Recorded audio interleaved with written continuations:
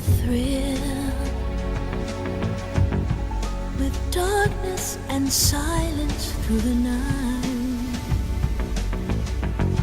What a fear in my heart, but you're so supreme.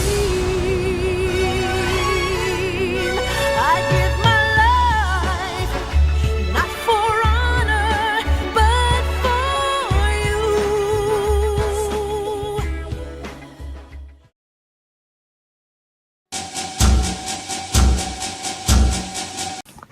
2015. It was a quiet night in Milwaukee, Wisconsin. All seemed peaceful. No one would have suspected that it was this very night that a series of murders would shake the city to its core. My daughter, Desdemona, was a nice girl. She had a good childhood and always seemed like a perfectly mannered lady. Tell me what was going on in her life before this happened. Well, it was all fine until she married a black ram. I was always against interracial marriages, and I knew he probably had her against her will. My daughter would have rather been born a toad than live an unfaithful life. Sir, please be civil. You're on camera. I'm on camera? Live? That stupid monkey killed my daughter, and I'm sure of it. That Othello, You're on camera. I'll kill him. Just a warning to any sensitive viewers. This is the worst crime scene I've ever seen.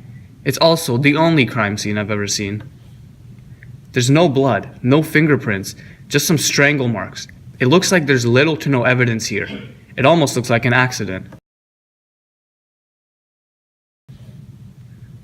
Something incredibly snazzy has just happened. The bodies of both Michael Cassio and Rodrigo have been found. They both apparently were murdered over a conflict. However, Cassio has recently been pronounced alive, and we are going to interview him now. Michael Cassio and Othello were good friends, so we hope that he can tell us something we don't yet know. I know this can be hard since it was so recent.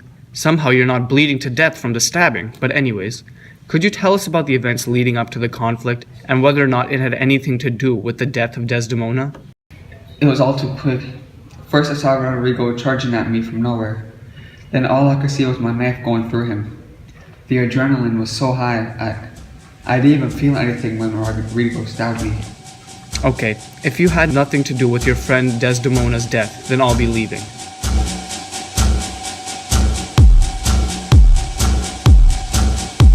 Right before Rodrigo stabbed me, he confessed everything. He said I was behind everything, and that he tricked Othello into believing that Desdemona was an unfaithful toad. In his fit of rage, Othello murdered her. You all heard it here. We have a witness willing to testify against Othello. Now, let's see what Othello thinks about this.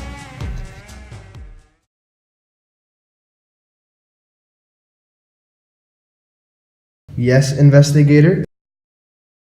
As you know, your wife Desdemona has recently passed away. I imagine that it was incredibly hard for you to deal with. Yes, it was the hardest thing I have ever had to enjoy. I loved my wife, like horse loved hay. I was the happiest I've ever been. My wife, who I cherished and shall never hurt, has fallen to the doorsteps of hell. You say you love your wife, but all the evidence leads to you killing your beloved wife. I find your story hard to believe, and also think you are hiding something. Hiding as I may be, there is no compelling reason for me to tell you anything. I will not open my soul for you. Othello, my partner in crime, I apologize as I was forced to reveal my intentions. Your wife, Desdemona, has never actually cheated on you. The unfaithful toad that you saw her as never existed, and she remained the innocent lady who you married. You were tricked into killing her, and for me to say that I'm sorry would be a lie. I hate you from the bottom of my heart, and all that I wanted was wealth, no matter how I got it. Unlike you, when I had to kill my wife, Amelia, I was clumsy and got caught. They interrogated me and got all this information out of me prior to this conversation. To them, I am not saying anything new, but I am instead being used as a tool to get you to talk. You can go now, you criminal. A tool? To get me to talk, eh? You got me to murder my wife. On her deathbed, I saw her not as the perfect lady she was, but as a toad. A toad who killed me at any moment. You can't imagine the pain I feel right now. Oh, I wish I were dead.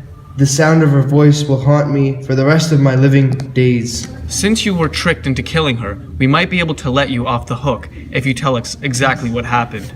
It was so quiet. Yes, we know the details. Please, get right to the point. Okay, I snuck into our bedroom and went to use the bathroom. After I looked at myself in the mirror and asked myself, who am I? What am I doing here? I couldn't see my own reflection. But now as I look in the mirror, through my memories, it is clear what I saw. Othello. Is that you? Yes, whore, I believe you to be unfaithful, and because I believe it, it is so. If you think of me that way, I'm not sure I can change your mind. I've tried explaining to you time and time again how I really feel, but you ignore and hate me. You have abused and beaten me, but I still love you. I wish you could remove those nasty thoughts from your mind now. I'm going to give you some time to pray and ask for forgiveness from your God. When I kill you, I hope you do not go to hell. However, you may deserve it. Fellow dare, oh how I fear you. Your tone frightens me so much. Very well, I shall pray. I killed her. When she died, she... She what? When she died, what happened? When she died with a smile on her face.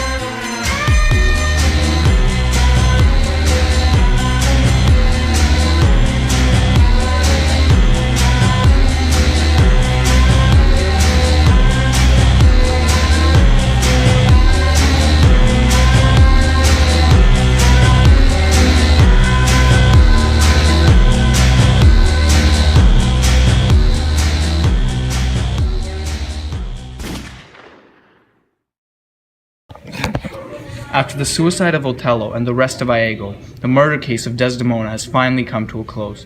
We never would have imagined that so much violence could all lead back to one case. Jealousy and mistrust have been a primary motivation. If only Othello had better control of his dominant emotions, jealousy, greed, fear, he wouldn't have made the mistakes that he did. He may have been a noble man, but at the end he fell like the rest.